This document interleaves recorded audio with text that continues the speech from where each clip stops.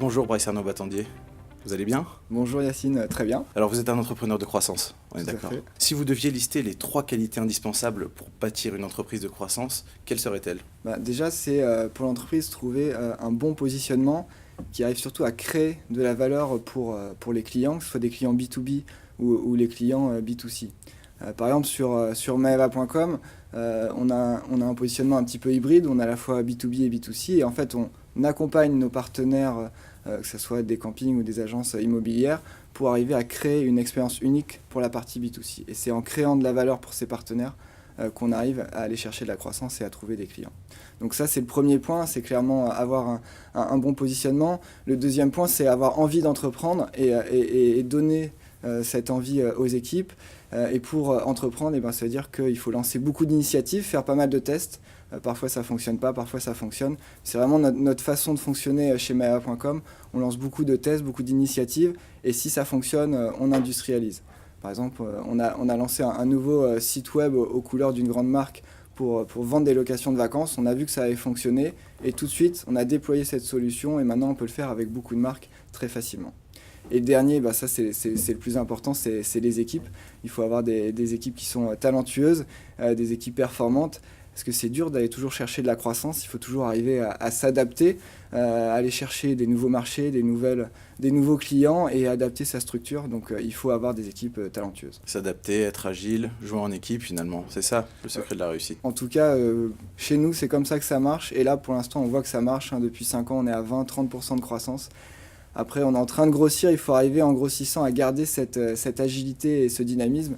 Et c'est ça qui est compliqué. Donc beaucoup de réalisations, on est d'accord.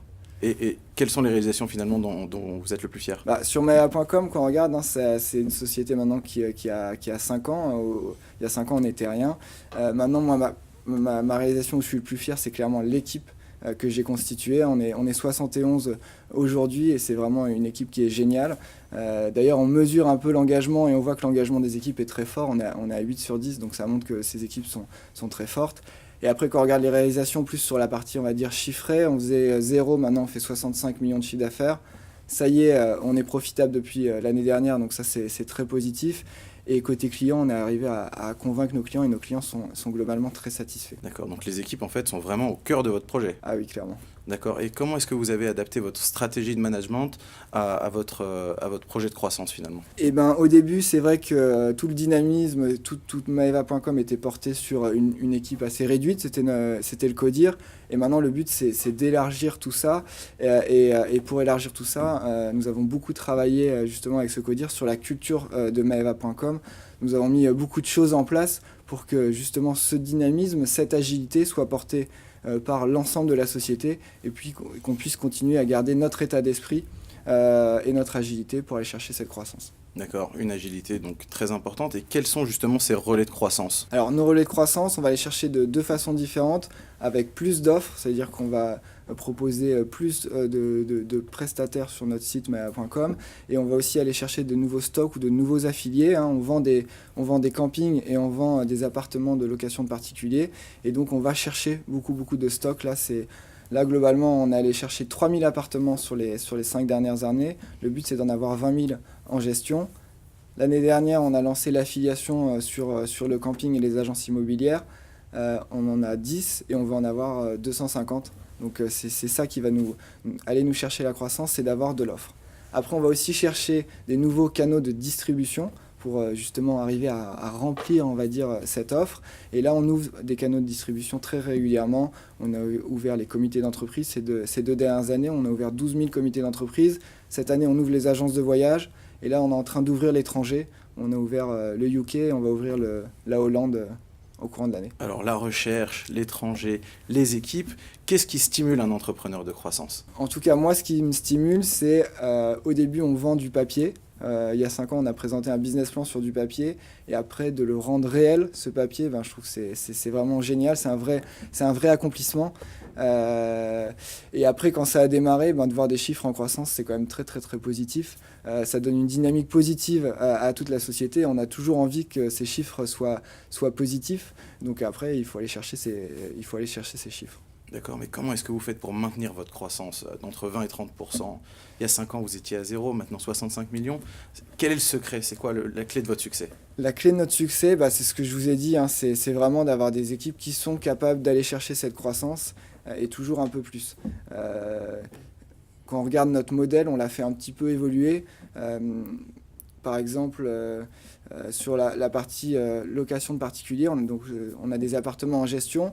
Maintenant, on a 3000, on a des zones qui ont très bien fonctionné. On a voulu lancer d'autres zones. Ça a un peu moins fonctionné parce qu'on n'était pas très fort sur la partie, on va dire, commercialisation. Là, on est en train d'affiner notre commercialisation et on va pouvoir redynamiser justement ces zones. Et c'est toujours arriver à se remettre en cause pour se dire alors qu'est-ce qui ne marche pas sur cette offre ou sur ce nouveau marché pour pas arriver à prendre le marché. Donc ça veut dire que c'est une remise en cause qui est pas quotidienne, mais on va dire très très régulière pour aller toujours se remettre en cause pour aller chercher de nouveaux marchés, des nouveaux clients. D'accord. Et se remettre en cause, est-ce que ça veut dire accentuer, améliorer son travail avec l'ensemble des parties prenantes de l'entreprise? Je parle des fournisseurs, des investisseurs externes, s'il y en a. Qu'est-ce que vous en dites? Alors on n'a pas d'investisseurs externes parce qu'on est à 100% dans le groupe Pierre et Vacances, mais notre logique, et d'ailleurs dans notre logique d'affiliation, c'est que ça soit des partenaires, on veut co-construire une histoire ensemble. Le but, c'est pas nous de faire un coup, c'est vraiment, on veut trouver une relation pérenne, on va leur apporter de la valeur. Si on leur apporte de la valeur, et ben à la fin, ça va créer de la valeur aussi pour Maeva.com. Et c'est vraiment ça notre approche, on est dans une approche partenariale. Et d'ailleurs, dans les campings ou dans les agences qu'on choisit, si on sent qu'il n'y a pas un bon fit sur l'état d'esprit et sur la direction où on veut aller, on ne va pas signer avec eux. Très instinctif finalement, peut-être comme l'apprentissage lorsqu'on est enfant. Quand on est enfant, bah oui, l'apprentissage est instinctif. Oui. Et qu'est-ce que vous vouliez faire quand vous aviez 10 ans? Quand j'avais 10 ans, j'avais pas forcément de projet qui était très clair. Ce qui est sûr, c'est que j'adorais le sport, j'adorais les maths, et je commençais à beaucoup voyager avec mes parents. Et au final, j'ai pris... Et oui, et le dernier point, c'était que mes 3 meilleurs copains, leur père gérait des petites PME, et je trouvais ça hyper cool. Et au global, j'ai pris un peu de tout ça. J'ai pris un peu de chiffres, parce que dans le tourisme, les marges sont assez faibles. Et donc, il faut aimer les chiffres pour pouvoir bien piloter son activité. Ça fait 10 ans que je suis dans le voyage, donc ça, c'est super. Et chez Maeva.com, on fait vivre des vacances tout sourire. Et on est dans une ambiance chez Maeva.com qui est très cool.